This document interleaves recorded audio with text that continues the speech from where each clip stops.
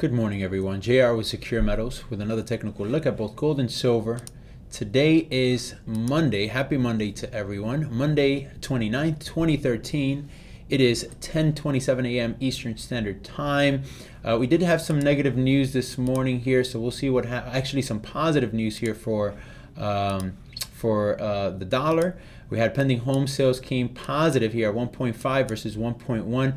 So we definitely do want to see how this is going to play out in the metal. So positive data here for the dollar.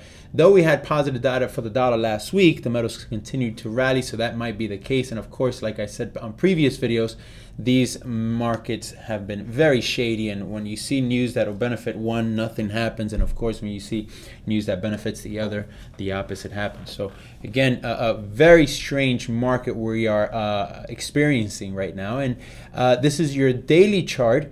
I'm gonna make a quick video. This is just showing you guys off some key levels to look out for. As of right now, stochastics are getting to the oversold side. Gold has managed to come from 1320, the low 1321, all the way up to 1485 or 1486 was the high on, I think it was last week on Friday. And as of right now, we are still trying to make a push higher. But a couple of things I wanted to note here. We have the 20-day moving average. Anytime we have the 20-day moving average, anytime we have a dip the way we saw a few days ago,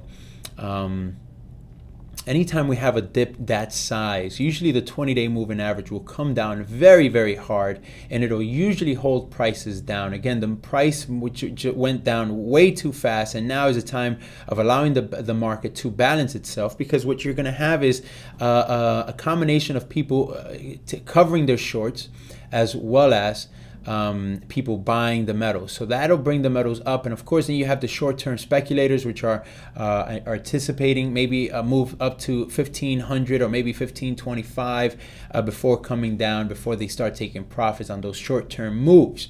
But ultimately, I think this market has found a floor. Again, I think the market move to the upside has suggested that the buying that we need is definitely there, and I have some articles to show that before I stop this. But again, stochastics are getting a bit oversold. That coupled with overbought, I'm sorry, and this coupled with the 20-day moving average, as well as your Fibonacci retracement at around 1487. So you have stochastics on the high side, 20-day moving average, you have your 61% full moving average as well. And let's draw some trend lines here. Oops, that's not what I wanted. So if we show this line here, we're going to duplicate this line, and this is your channel as of right now. So again, I do expect a lot of resistance between here, the 1479, that's where your 20-day moving average is, all the way up to here, which is the 1500 zone, where this trend line is gonna be in. Okay, if this hovers above the trend line, I would imagine it would be short-lived, because we are going to find more resistance here. Again, remember, when resistance is broken, it becomes support, and vice versa. So this line here at around 1525 used to be support. Today, or I guess now, is going to act as resistance. So again, we want to be very cautious of where this market is going to go short term. Obviously, in the long term, I do expect this market to go much, much higher. But again, we do want to respect these levels here. 1485, I would expect to move back down to at least a 38% Fibonacci retracement. 1423, that's a minimum move that I would expect. And of course, it can continue to go further down south, maybe 1385 and possibly even lower. Who knows? But ultimately, I think it is fair to say that we have seen so much buying enthusiasm that we should at this point have found support at around this level here. So again, I would expect to find support here at these levels if the case is that the market continues to retrace. But again, only time will tell at this point here. Moving averages are above us, not positive, at least in the short term. And if we look at the weekly chart here,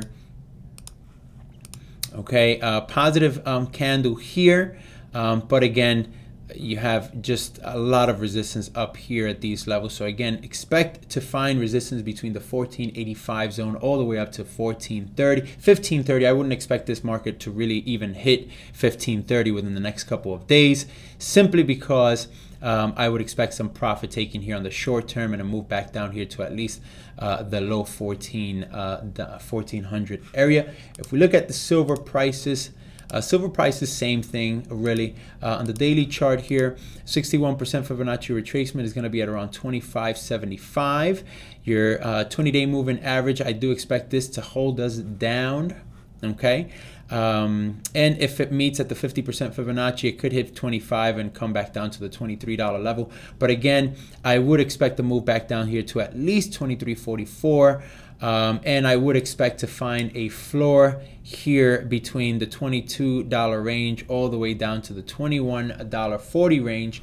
And the reason why I say $21.40 is because, again, this is where we're going to see that previous high at, this was the 2008 March high, roughly at 21.30. So again, I would expect to find some resistance between 22.40 all the way down to 21.30.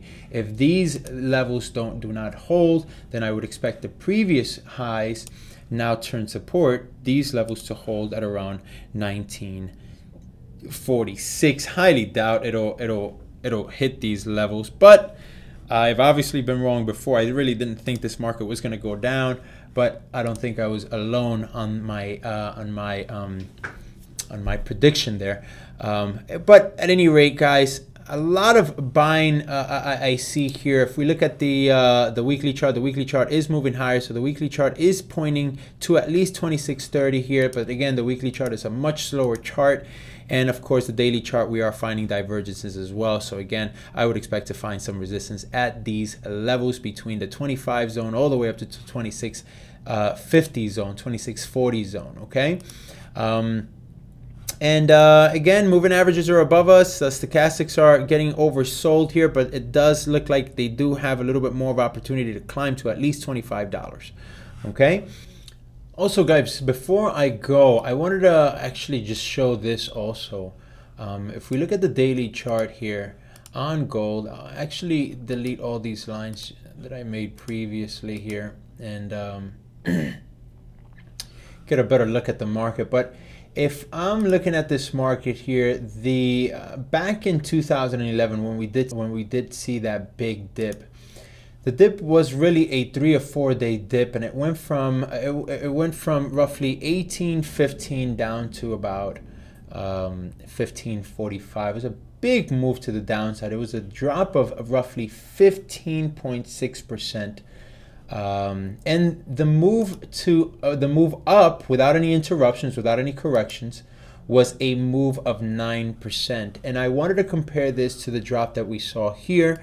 This move was roughly a 16% drop, and from the low we have a 12% correction. Now again, remember, from the correction back down, it was roughly 5%. So again, you know, it could be the case where we come back down here again to at least 1400. So the Fibonacci will probably play out the way I was assuming on the way I said. But again, just something else to look at. And that's about it, guys. I hope you enjoyed the video, and thanks for watching. Bye-bye.